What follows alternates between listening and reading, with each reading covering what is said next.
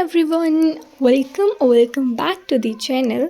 So here I am back with a new vlog in which I'm gonna to share with you all that how I'm gonna to prepare for my chemistry pre-board exam. So without any further ado, let's get into the video. So guys, I had started with my all-time favorite book, that is this 1 o'clock revision book. So first of all मैंने सारे के सारे chapters को revise करना शुरू कर दिया from this particular book. By the way I have my own notes, मतलब जो मैंने खुद से बना रखे हैं, बट फिर भी मैंने इस पर्टिकुलर बुक को ज़्यादा प्रायोरिटाइज़ किया बिकॉज इस बुक में बहुत ही सिंप्लीफाइड लैंग्वेज में, लिटरली बहुत ही सिंप्लीफाइड लैंग्वेज में इसमें सब कुछ लिखा हुआ है, एक बार पे पढ़ने पे समझ आता है. So that's why I thought to study from this. क्योंकि देखो जो मेरे नोट्स, मतलब जो मैंने खुद से नोट्स बनाए ना, वो थोड़े थोड़े लेंथी हैं, तो जिसमें ज़्यादा टाइम लगता. बट इस पर्टिकुलर बुक में लिटरली एक चैप्टर को करने में 45 मिनट्स ही लगते हैं मैक्सिमम, एंड उससे ज़्यादा टाइम आपको लगेगा ही नहीं. तो that's why I thought to study from this one.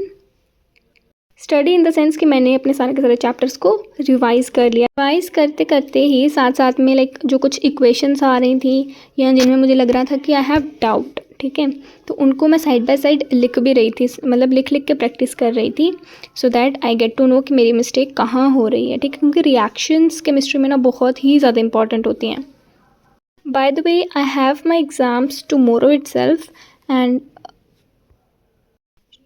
पढ़ाई के साथ साथ में शूटिंग वगैरह करना is very difficult I could say.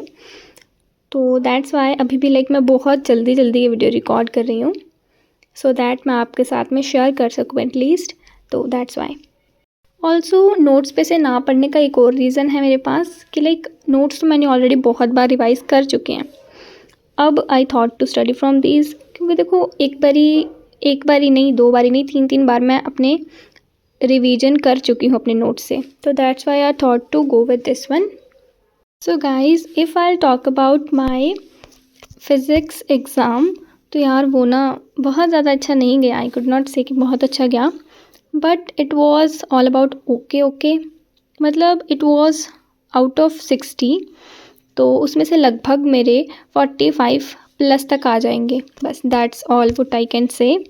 I don't know why यार. देखो उसमें क्या था ना, न्यूमेरिकल्स में बहुत सारी मिस्टेक हो गई, दैट्स वाई मैं 45 प्लस ही एक्सपेक्ट कर रही हूँ.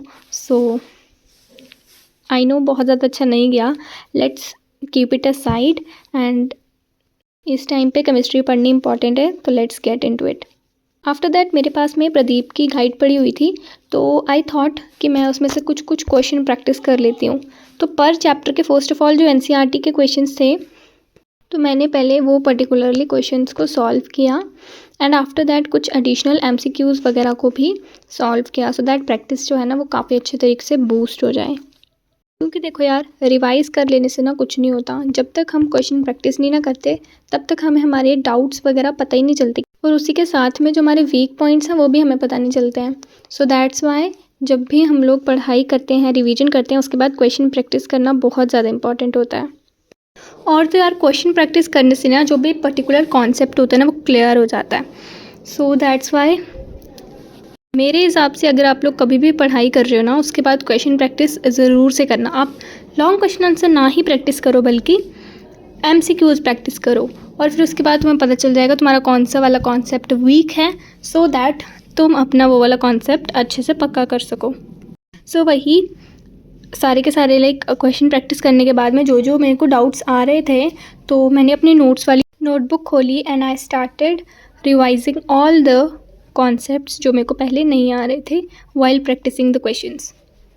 This is whatever I studied for my chemistry exam, and उसके बाद में PYQs भी सॉल्व करे. So yes, thank you for watching.